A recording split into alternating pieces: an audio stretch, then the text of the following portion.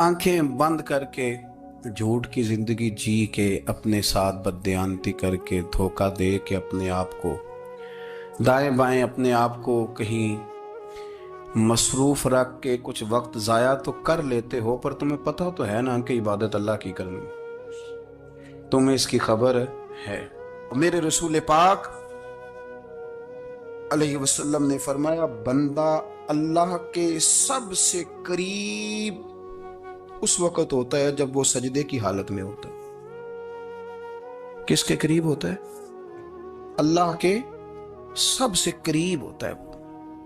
वो बड़ा नेड़े है रब के, बड़ा करीब है, इसलिए कि वो हालत है सजदा में। वो जब सजदे करता है ना, उसकी बारगाह में जब झुक जाता है, आप जरा सजदे की कैफियत देखें ना, जुबान भी यहाँ है, आंख भी यहाँ है, कान भी, अकल भी सारी, इसने सारा कुछ रख दिया सजदे।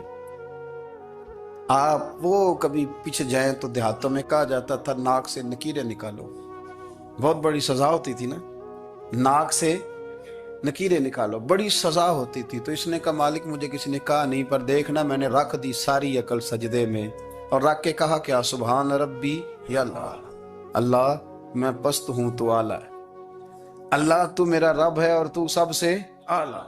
इतना, और फरमाया जब ये इस कैफियत में होता है तो फिर ये अपने रब के करीब होता। मेरे नबी करीम अलैहिस्सलाम ने मुसल्ले से दिल लगाने का दर्स दिया, हुजूर ने तवज्जो दिलाई। सहाबा इस ज़ौक़ के हामिल लोग थे, वो कोशिश करते थे। जनाब सिद्दीक़ अकबर रज़ी अल्लाह ताला अन्हु का इबादत का मिजाज हमेशा कायम रहा। हज़रत उमर फारूक सारी सारी रात अल्लाह के हुजूर खड़े रहे। हज़रत उस्मान गनी रज़ी अल्लाह ताला अन्हु इशा की नमाज पढ़ के 2 रकतों की नीयत बांधते थे, 15 सिपारे पहली रकत में पढ़ देते थे और 15 सिपारे कुरान मजीद के दूसरी रकत में पढ़ देते थे। आपने ना हज़रत उमर फारूक के विसाल के बाद उनकी एक बेवा से निकाह किया, हज़रत उस्मान गनी ने निकाह किया। वो खातून आपके निकाह में आई तो अर्ज़ करने लगी, अमीरुल मोमिनीन, मेरे लिए एजाज़ तो बहुत है कि मैं अमीरुल मोमिनीन की बेवा थी तो अमीरुल मोमिनीन की मनकूहा हो गई हूँ, लेकिन हुजूर न तो मैं जवान हूँ कि मेरे अंदर रग़बत होती और ना मैं अब इस काबिल हूँ कि कोई खिदमत कर सकूँ, मेरे साथ निकाह की वजह क्या बनी?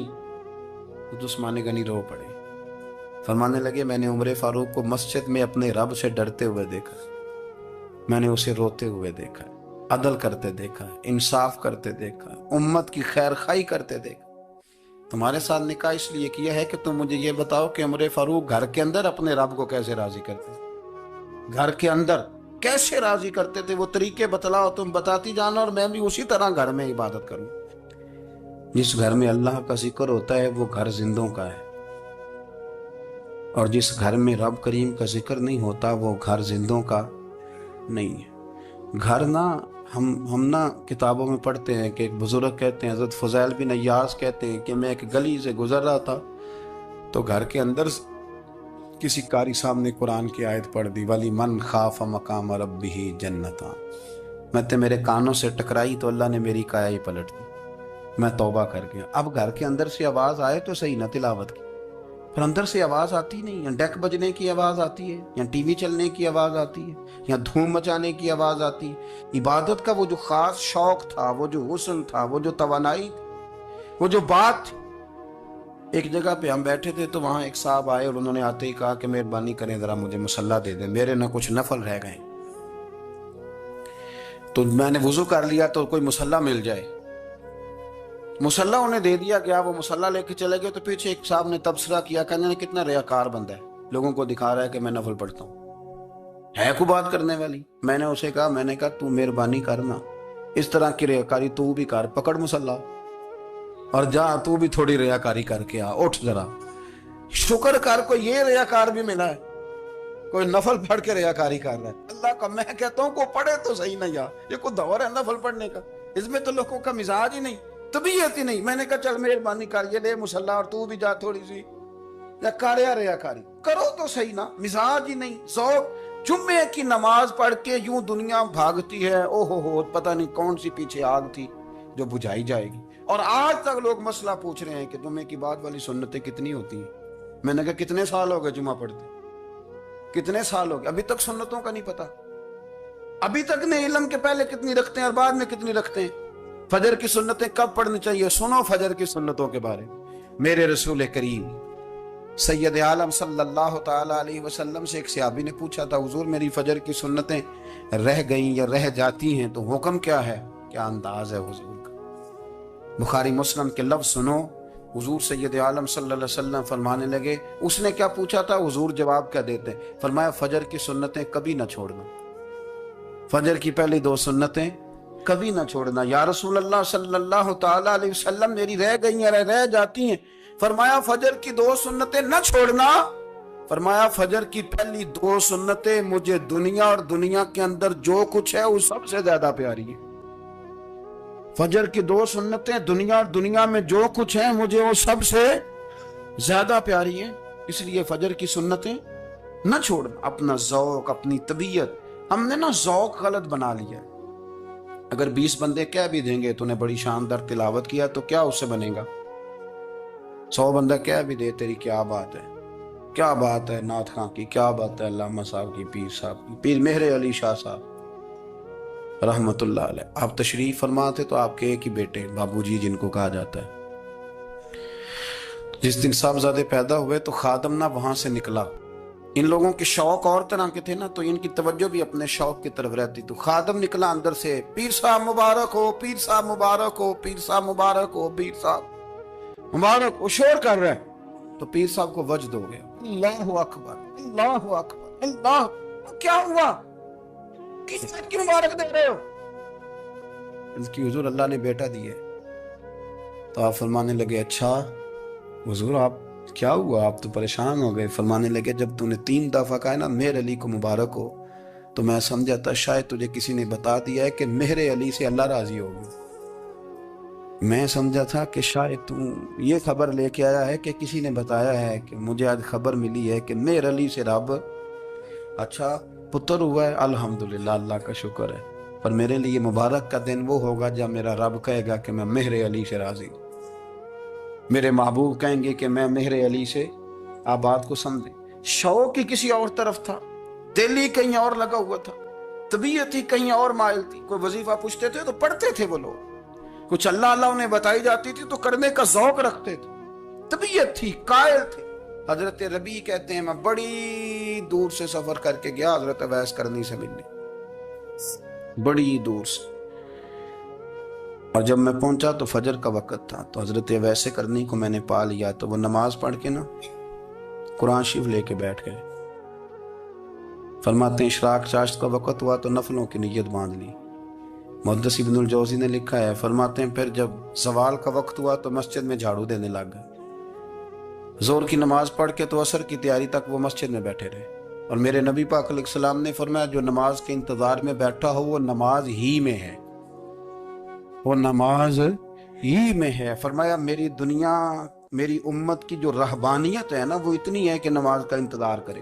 اذان کے بعد نماز کا یہ راہب ہے، یہ اس وقت چھوڑ کے بیٹھے ہیں سارا کچھ. فرماتے ہیں عصر تک انہوں نے اللہ اللہ کی، پھر مغرب تک کی. عشاء کی نماز ہوئی تو نماز پڑھی تو وہ تھک گئے. اب مجھے وہ فارغ ہوں، مصلی چھوڑے تو میں ملاقات کروں نا. کہ آپ حیران نہ ہو کہ اتنی دیر بندہ کیسے اللہ اللہ کر. ہم نے کی نہیں نا اس لیے ہم پریشان ہیں. جو عادی ہوتے ہیں وہ کر بھی لیتے ہیں. وہ یہ کام، میری بات کی سمجھ آ رہی ہے؟ جب جاتے ہو کسی دفتر میں تو 8 گھنٹے کھڑے رہ لیتے ہو نا، مجبوری ہوتی ہے تو کھڑے رہا جا سکتا ہے. پاسپورٹ کا دفتر بولیے، امیگریشن کی لائنوں میں، اور میں نے تو امبیسیوں میں بندے 12 گھنٹے پہلے جا کے کھڑے دیکھے، رہ لیتے ہیں کھڑے. تو اگر ان کاموں کے لیے رہا جاتا ہے تو اللہ رسول کے لیے بھی کھڑے رہا جا سکتا ہے.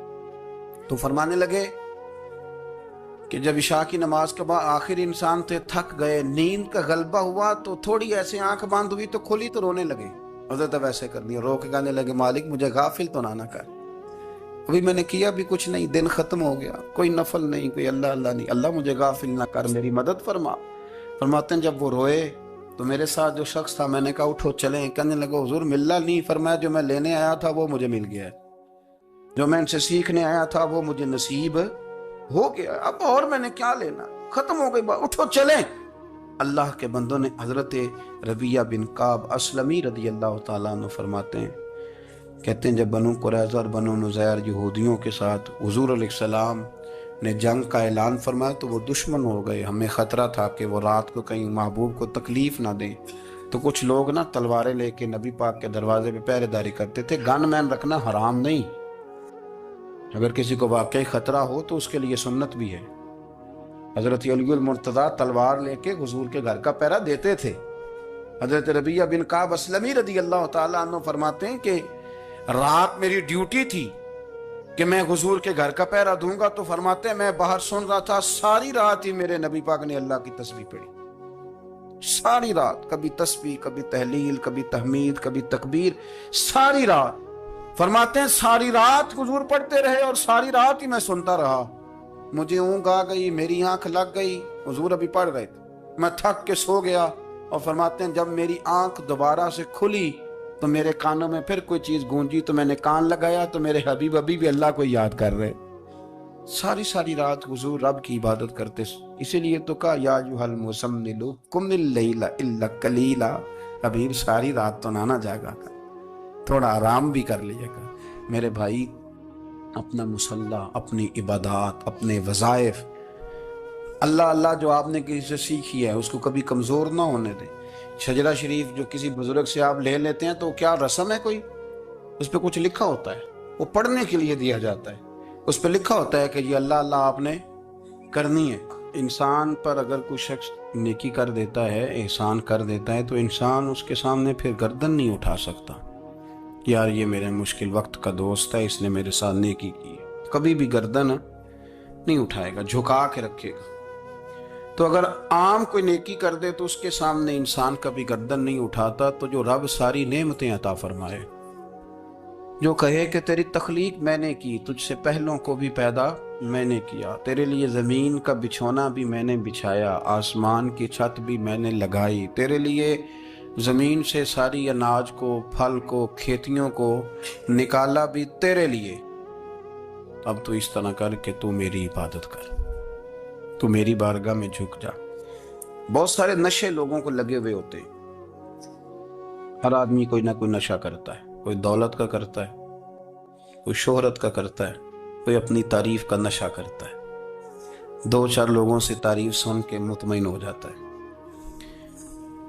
ناراض تو نہیں ہوگی اس جملے سے؟ آپ کرتے ہیں لوگ دولت کا نشہ بھی، یہ جب نقصان ہوتا ہے تو بندے بیمار نہیں ہو جاتے؟ پیسے ڈوب جاتے ہیں تو لوگ بیمار نہیں ہو جاتے؟ تو اس کا مطلب یہ ہوتا ہے کہ نشہ ٹوٹ گیا ہے۔ بہک ہوئے ہیں نا تھوڑے سے تو کانپتے ہیں، تڑپتے ہیں، پریشان۔ نشئی اسی طرح ہی کرتا ہے نا، نہیں ملتا تو پریشان ہوتا ہے۔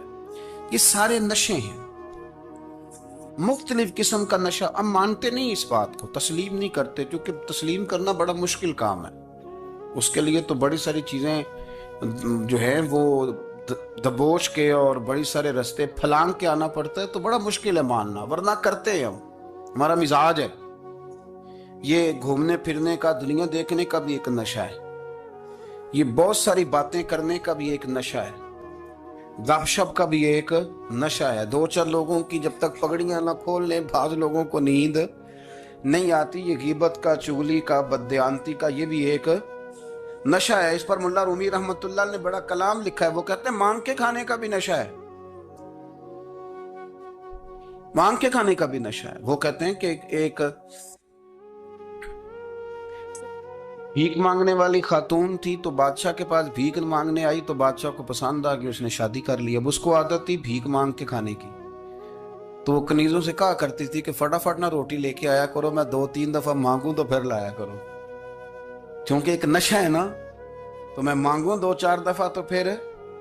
تو انسان بہت سارے نشے کرتا ہے، یہ مانتا نہیں، یہ موبائل، یہ فیس بک، یہ سارے نشے ہی ہیں۔ اپنی فوٹو لگا لینا، سارا دن اسی کو دیکھتے رہنا۔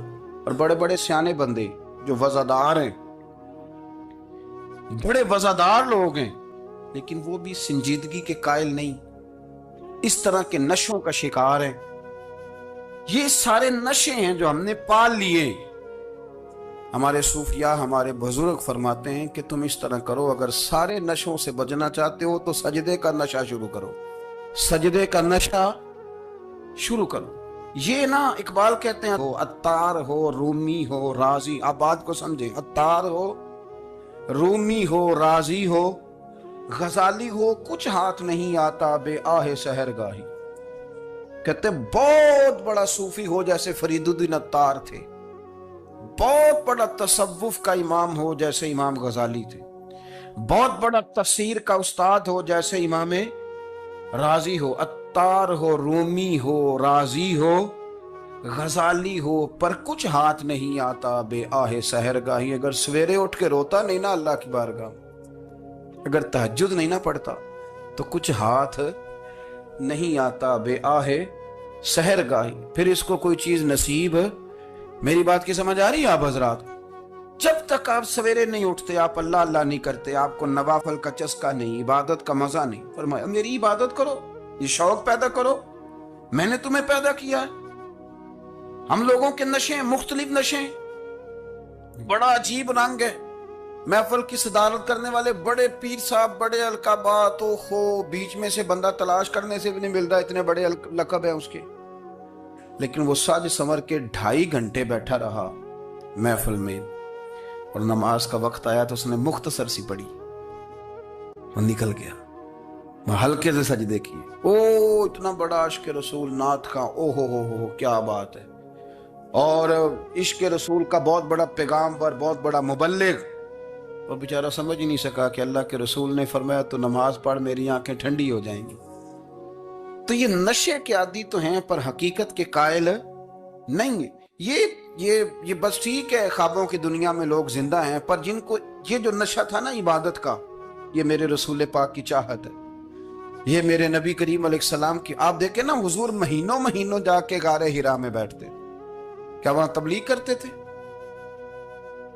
کوئی کتاب لکھتے تھے؟ رسول کریم علیہ السلام مہینہ رہتے غار حرا میں. کوئی نہ مجھے دیکھے، کوئی نہ مجھے ملے. حضور یہاں کیا ہے؟ فرمایا میں اپنے رب کی عبادت کروں گا. نبی کریم علیہ السلام نے سجدوں کے ساتھ پتھروں اور پہاڑوں کو آباد کر دیا، سجدوں کے ساتھ.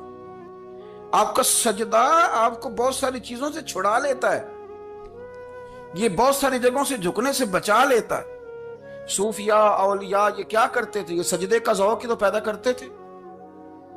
سجدے کا ذوق. شاہ عبدالعزیز دباغ رحمت اللہ تعالی علیہ اپنے مریدوں سے فرمایا کرتے تھے کہ اگر تم پکے نمازی بن جاؤ نا، تہجد گزار ہو جاؤ، تو میرے پاس آنا جانا چھوڑ دینا. عرض کی حضور کیوں؟ فرمایا میں تمہارے اور رب رسول کے راستے میں رکاوٹ نہیں بننا چاہتا، اور میرا مقصود ہے تمہیں وہاں تک پہنچانا. جب پہنچ گئے تو پھر میری ضرورت ختم ہو گئی. ہاں کبھی وسوس آئے، شک پیدا ہو، تکلیف ہو تو آنا. بیت المقدس پر قبضہ تھا عیسائیوں کا، تو صلاح الدین بڑے پریشان تھے. بابا جی کہنے لگے پتر کیا ہوا؟ کہنے لگے حضور پتہ چلا ہے دشمن کے 2 بحری بیڑے اسلحہ لے کے آ رہے ہیں. مسلمان پہلے ہی کمزور ہیں، اور اب اگر 2 بحری بیڑے اور آ گئے تو حضور مسئلہ بن جائے گا. تو میں پریشان ہوں کہ کس طرح یہ کم مسئلے والی ہماری فوج ہے کیسے مقابلہ کرے گی. تو بابا جی کہنے لگے پتر اس طرح کرنا، آج رات تو بھی دعا کرنا اور میں بھی کروں گا. تو بھی دعا کرنا، آپ ناراض نہ ہونا. ہم تو پیروں والے ہیں، ہم تو پیروں کے نوکر غلام ہیں، ہمارا تو گزارا ہی نہیں، ہمیں تو ملتا ہے سارا کچھ وہاں سے. پر میرا سوال یہ ہے کہ تعویذ لینے جاتے ہو نفل کیوں نہیں پڑھتے؟ رات اللہ اللہ کیوں نہیں کرتے؟ یہ بھی تو ہمارے بزرگوں کا ہی طریقہ ہے، انہوں نے تو ہمیں سکھایا ہے. صلاح الدین ایوبی سے بزرگوں نے کہا کہ رات آج نا اللہ اللہ کرنا، تو میں تیرے لیے دعا کروں گا، تو بھی دعا کرنا. تو بندہ جب دکھی ہوتا ہے تو سجدہ کرتا ہے، تو پھر ہی تو مصلی بھیگ جاتا ہے، پھر ہی تو مزہ آتا ہے. سکھی بندہ تو کعبے جا کے نہیں روتا. دکھی تھے، تکلیف تھی، تو سر رکھا سجدے میں تو تڑپ گئے. اور وہ بابا جی کہتے ہیں میں مسجد آیا تو صلاح الدین چیخے مار کے رو رہا تھا اور کہہ رہا تھا مالک میں کوئی اپنی شان کے لیے تو نہیں نہ لڑ رہا، اللہ کو میں کوئی قبضوں کے لیے تو نہیں لڑ رہا، مالک تیرے لیے لڑ رہا ہوں، مجھے بے آبرو نہ کرنا، میری مدد فرمانا. کہتے ہیں میں آیا تھا کہ مسجد میں دعا کروں گا، پر صلاح الدین ایوبی کو روتے دیکھا تو میں لوٹ گیا. تو سویرے صلاح الدین ملے تو بڑے خوش تھے. میں نے کہا پتر کیا ہوا؟ کہنے لگے حضور وہ بحری بیڑے 2 آ رہے تھے نا اسلحہ لے کے، دونوں ڈوب گئے پانی میں. پانی میں ڈوب گئے تو بابا جی کہنے لگے صلاح الدین وہ پانی میں نہیں ڈوبے، وہ تیرے آنسوؤں میں ڈوب گئے، وہ غرق ہو گئے، وہ جو تو نے مسلح بات کیا تو وہ تیرے آنسوؤں میں ڈوب گئے، وہ غرق ہو گئے، وہ تباہ، اتنے قیمتی تھے تیرے آنسو کے بہا لے گئے دشمن کے بحری بیڑوں کو۔ میرے بھائی ٹھیک ہو گیا جی، میرے عزیز سمجھ لیں اس بات کو ہمیشہ کے لیے، اور اس پر غور کر لیں اچھے طریقے سے کہ میرے رسول کریم سید عالم صلی اللہ علیہ وسلم نے نا ہماری توجہ دلائی، حضور نے ہمیں بتلایا، ہمارا ذوق بڑھایا عبادت کی طرف۔ ایک صحابی تھے حضرت ابو فاطمہ رضی اللہ تعالیٰ عنہ، یہ ترمذی شریف کی حدیث ہے۔ نبی پاک علیہ السلام نے فرمایا ابو فاطمہ قیامت کے دن مجھ سے جلدی ملنا چاہتے ہو کہ دیر کے ساتھ؟ تو کہنے لگے حضور کون ہوگا جو دیر سے ملنا چاہے گا، ہم نے تو جان دے دی وعدہ دیدار پر۔ اعلیٰ حضرت فرماتے ہیں جان دے دی وعدہ اور نقد اپنا دام ہو ہی جائے گا۔ مجھے لگتا ہے کہ یہ سودا نقد و نقد ہو جانا ہے، چونکہ ہم نے جان دے دی وعدہ دیدار پر۔ آپ نے وعدہ کیا تھا کہ مریں گے تو پھر زیارت ہوگی، تو مر گئے ہم زیارت کی خاطر۔ جان دے دی وعدہ دیدار پر تو نقد اپنا دام ہو ہی جائے گا۔ اے رضا ہر کام کا ایک وقت ہے، دل کو بھی آرام ہو ہی جائے گا۔ تو حضرت ابو فاطمہ رضی اللہ تعالیٰ عنہ سے نبی پاک صلی اللہ علیہ وسلم نے فرمایا جلدی ملنا چاہتے ہو کہ دیر سے؟ اس کی حضور فٹافٹ ملنا ہے، میں نے قیامت کے دن آپ سے جلدی ملنا ہے۔ تو نبی پاک علیہ السلام نے فرمایا پھر اس طرح کرنا، دنیا میں رہ کے سجدے زیادہ کرنا، پھر سجدے زیادہ کرنا، قیامت میں ملاقات جلدی ہو جائے، قرب ملے گا تمہیں۔ اپنے بچوں کے اندر دیکھیں نا، ہم شوق پیدا کرتے ہیں، ہمیں صحیح لفظ نہیں بولنے آتے پر ہم بچوں میں شوق پیدا کرتے ہیں کہ پتر ڈاکٹر بن جائے گا تو بڑا نفع کرے گا، تو لوگوں کی خدمت کرے گا، ملک و ملت کی خدمت کرے گا، تیرے ابا کا نام روشن ہوگا، تیرے دادا کی تعریفیں ہوں گی۔ ہم یہ ذوق پیدا کرتے ہیں، ہم اپنے نوجوانوں کے اندر یہ فکر پیدا کرتے ہیں، انہیں ہم سمجھاتے ہیں کہ میاں جب تم پڑھو گے، محنت کرو گے تو فلاں آدمی کی طرح تمہارا نام ہوگا۔ یہ جتنا ذوق ہم بچوں کے اندر ان چیزوں کا پیدا کرتے، ہمیں حکم ہے کسی طرح ہم ذوق پیدا کریں کہ پتر نماز پڑھے گا تو اللہ راضی ہو جائے گا، تو سجدہ کرے گا۔ دیکھیں نا میرے رسول کریم علیہ السلام نے فرمایا 7 سال کے بچے کو مسجد لے کے جاؤ، یعنی اسے شوق دلاؤ، اس کے اندر یہ خاصیت پیدا کرو کہ اس کا دل کرے مسجد میں جانے کو، اس کے اندر یہ خصوصیات لاؤ کہ وہ ہمارے ہاں نا ہر چیز کو پرموٹ کیا جا رہا ہے، ہر چیز کو، یعنی سر سنگیت سکھانے کے لیے اکیڈمیاں بن گئی ہیں، ہر شے پرموٹ ہو رہی ہے، عبادت کا جذبہ کم ہوتا جا رہا ہے، اللہ کا ذوق ہمارے اندر نہیں رہا۔ اور اتنا مشکل ہم نے اپنے لیے بنا لیا ہے کہ وہ بندہ جو بڑی زبردست مذہبی گفتگو کر رہا تھا اور تگڑی بات کر رہا تھا، کیا بات ہے، لیکن نماز کے بارے میں کمزوری دکھا جاتا ہے، نوافل کے بارے میں وہ چپکے سے نکل جاتا ہے۔ امام احمد بن حنبل رحمۃ اللہ تعالی علیہ، مسند امام احمد بن حنبل 14 جلدوں میں ہے مارکیٹ میں، اور مجھے تو خیر پسند ہی بڑی ہے، میں نے تو کئی دفعہ پڑھی ہے۔ اور کیا بات ہے امام احمد بن حنبل کی، کیسے تگڑے قسم کے محدث تھے اور اللہ نے کتنا انہیں اعزاز عطا فرمایا ہوا۔ یہ کوڑے بھی کھاتے تھے دین کی خاطر، سارا کرتا لہو سے بھر بھی جایا کرتا تھا، بڑا اعزاز والا شخص تھے، بڑے اعزاز والے، حدیثیں جمع کرنا، حدیثیں لکھنا، حدیث پڑھانا، سارا دن رہتے تھے۔ کہہ سکتے تھے کہ میں کر تو رہا ہوں کام، اور حدیث بھی موجود ہے کہ عالم عابد سے افضل ہوتا ہے، پر اس کے باوجود امام احمد بن حنبل رحمۃ اللہ علیہ 300 نفل فرض نمازوں کے علاوہ پڑھا کرتے تھے، 300 نوافل روز پڑھا کرتے تھے۔ ان کے بیٹے نے کہا ابا جی مکان خریدنا ہے تو جگہ کہاں کر کے لوں، بہت ساری آبادیاں، تو فرمایا پتر وہاں لینا جہاں مسجد قریب ہو۔ میرے رسول کریم سید عالم صلی اللہ علیہ وسلم اتنا پسند کرتے مسجد کو، اتنا پسند کرتے نماز کو، کہ رسول کریم صلی اللہ علیہ وسلم تہجد کی نماز بھی پڑھتے، پھر حضور فجر کی نماز بھی پڑھتے، نبی پاک وتر کو الگ کر کے پڑھتے، عشاء کے ساتھ نہیں پڑھتے۔ یہ تو ہم اس لیے اجازت دی ہمارے بزرگوں نے کہ بعد میں اٹھے گا کون علیحدہ وتر پڑھنے کے لیے، عشاء کے ساتھ پڑھ لیں۔ وتر پڑھتے، تہجد پڑھتے، فجر پڑھتے، اشراق پڑھتے، چاشت پڑھتے، پھر مغرب کی نماز کے بعد 6 رکعت اوابین پڑھتے، پھر رات کو صلاۃ اللیل پڑھتے. سیدہ عائشہ صدیقہ کہتی ہیں زمانہ سو جاتا اور میرے رسول مصلی بچھا کے کھڑے ہو جاتے. او یار کھیتی باڑی کر کے نہیں, محنت مزدوری کر کے نہیں. جناب عائشہ کہتی ہیں میں یہ بھی دیکھتی کہ حضور ایک آیت شروع کرتے تو ساری رات اسی کو پڑھتے, اور میری نظر جاتی تو قدم مبارک پہ ورم آ جاتا. یار نماز پڑھ پڑھ کے, اتنی مشقت کر کے, اتنی جد و جہد کر کے ورم آ گیا. یار رسول اللہ اتنی محنت کیوں کرتے ہو؟ فرمایا افلا اکون عبدا شکورا, کیا میں اپنے رب کا شکر گزار بندہ نہ بنوں؟ صحابہ کا ذوق عبادتوں کا, ریاضتوں کا, تلاوتوں کا, طبیعت ان کی, وہ ایک دوسرے کو. حضرت مولا علی شیر خدا کرم اللہ تعالی وجہ الکریم کے زمانے میں روم کے بادشاہ نے کہا یار یہ مسلمانوں کا پتہ تو کرو, یہ آخر کیوں اتنے زیادہ مجاہد ہیں. اس زمانے میں جاسوس بھیجنے کا مزاج تھا, اب تو جاسوس پکڑا جاتا ہے, اب تو جاسوس ہو. جاسوسی کا شوق ویسے آج بھی ہے. عرض کروں تھوڑی سی بات اس عنوان سے. پتہ ہے کیا ہمارا مسئلہ ہے؟ ہم جہاں جاتے ہیں نا وہاں تھوڑی خوشبو سونگنے کی کوشش کرتے ہیں. وہ کیا ہے تو یہ کیا ہے تو ادھر کیا ہے تو تھوڑا سا ادھر کیا ہے. میرے رسول پاک پڑھیے درود شریف, سارے پڑھیے ذرا زور سے, صلی اللہ تعالی.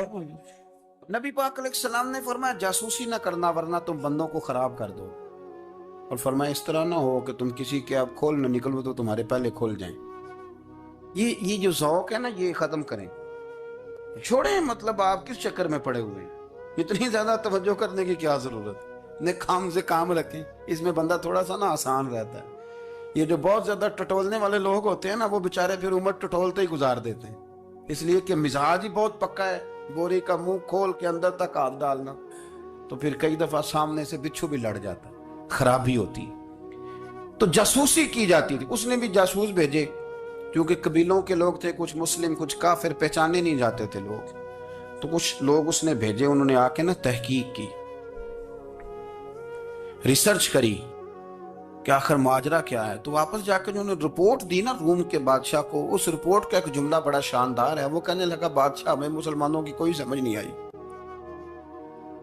ہمیں کوئی سمجھ نہیں آئی. انہوں نے کہا کیوں نہیں سمجھ آئی؟ کہنے لگے یار عجیب بندے ہیں, جب رات مصلے پہ بیٹھتے ہیں تو یوں لگتا ہے ان کا دنیا سے رشتہ ہی کوئی نہیں, کوئی کسی کو نہیں جانتا. کوئی اپنے دکھ سنا کے رو رہا ہے, کوئی اپنی بات کر کے رو رہا ہے, لگتا ہے کہ ان کا کوئی رشتہ ہے ہی نہیں جب مصلے پہ بیٹھتے ہیں.